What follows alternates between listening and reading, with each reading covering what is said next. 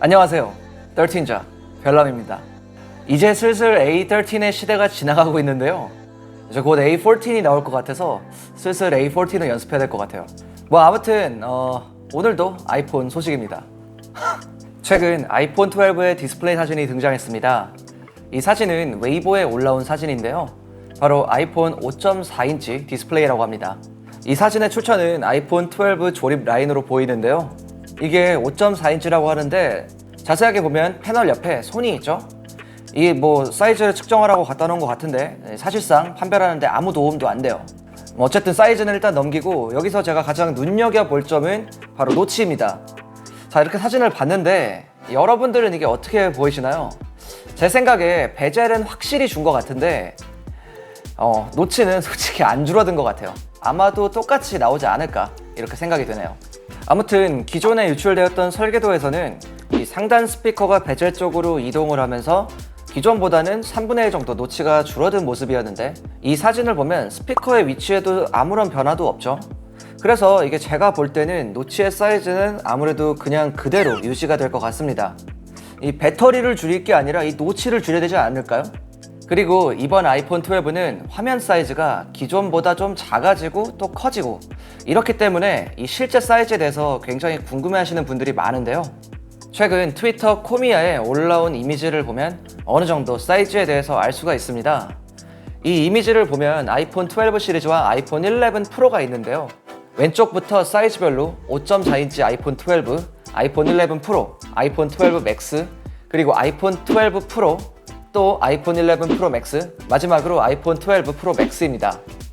크기는 이 정도 차이가 날 것 같다라는 느낌 정도로만 보시고요. 그리고 이 이미지만 보더라도 11 시리즈보다 12 시리즈의 베젤이 훨씬 더 얇게 표현되어 있는 걸 볼 수가 있어요. 베젤이 줄어들면서 디스플레이가 제품에서 차지하는 비율도 높아진 것도 알 수 있습니다. 노치는 뭔가 조금은 작게 표현되어 있는 것 같은데, 앞서 보여드린 디스플레이 때문에 작아진다고 단정 지을 수는 없는 상황입니다. 앞면에 이어서 뒷면 디자인도 새롭게 공개가 되었는데요. 바로 아이폰 12 프로 모델의 카메라 디자인입니다. 여기서 흥미로운 점은 바로 라이다 센서가 들어갔음에도 불구하고 정사각형 인덕션이 아닌 11 프로와 같은 삼각형 구조로 카메라가 배열이 되어 있다는 점이에요.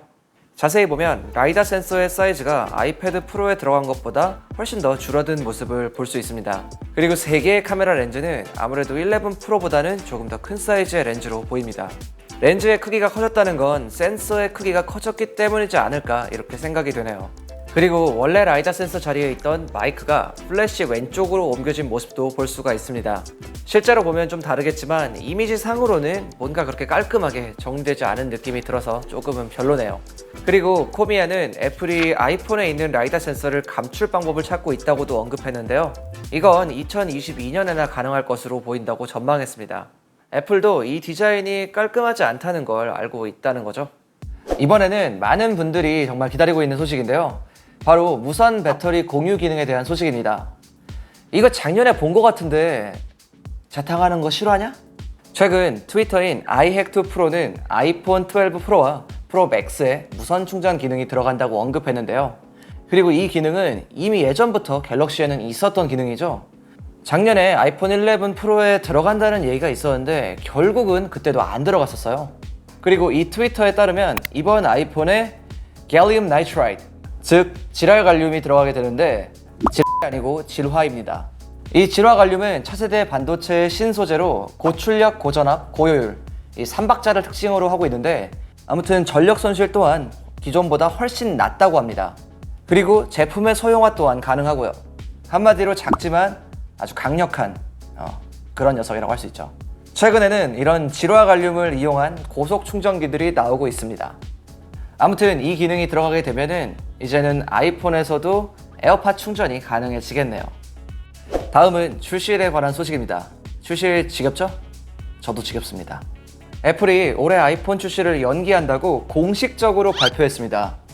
드디어 처음으로 공식적으로 발표를 했어요. 애플 최고 재무 책임자 루카 마에스트리는 얼마 전에 열린 실적 발표 컨퍼런스 콜에서 올해 아이폰은 기존보다 몇 주 후에 공급이 가능할 것 같다고 언급했습니다. 이름 더럽게 어렵네. 아무튼 이렇게 되면 1차 출시국도 10월 중순 이후에나 아이폰 12가 출시될 것으로 예상이 되네요. 뭐 우리나라에서는 정말 개빠르게 출시를 해도 11월 달은 돼야 볼 수 있겠네요. 최근에 퀄컴에서도 5G 아이폰의 출시가 지연될 수 있다고 암시를 했었는데 이렇게 소문으로만 무성했던 출시 지연이 이제서야 공식적으로 확인되었네요. 이번 컨퍼런스 콜에서 발표된 애플의 실적을 간단하게 한번 살펴볼게요. 애플은 코로나의 여파가 있었음에도 불구하고 정말 예상을 완전히 뛰어넘는 그런 실적을 올렸는데요. 애플의 지난 2분기 매출은 약 71조 원이라고 합니다. 거기에 13조 원의 순이익을 기록했다고 합니다. 이 중에서도 아이폰이 가장 많은 매출을 올렸는데요. 아이폰의 매출이 약 31조 원을 차지하고 있다고 합니다. 그리고 2분기 아이폰의 판매량은 약 4,500만 대나 되는데요. 이 코로나가 휩쓸고 간 2분기에서도 유일하게 아이폰만 판매가 증가했다고 합니다. 그리고 2분기 스마트폰 판매량 1위에는 화웨이, 또 2위에는 삼성이 올랐는데요. 화웨이가 1위에 오른 건 저도 처음 보네요.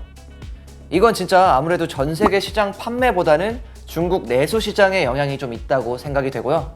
삼성이 1위에 올라가기를 좀 기대해 보고 있습니다. 다음 소식은 정말 오랜만에 나온 애플워치 6에 관한 소식입니다. 디지타임즈에서 나온 소식인데요. 올해 나오는 애플워치 6에는 혈중산소 모니터링 기능이 추가된다고 합니다.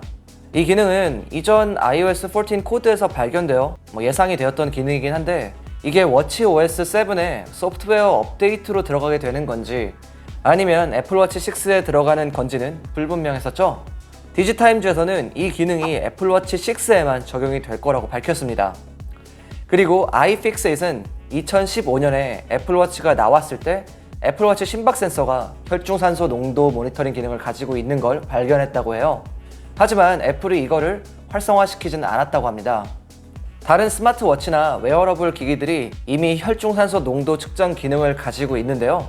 이게 솔직히 애플은 좀 늦은 감이 있는 건데 근데 이게 늦게 들어간다고 해서 뭐 더 좋은 그런 발전된 기능으로 넣어줄지는 아직까지는 좀 불분명한 것 같아요.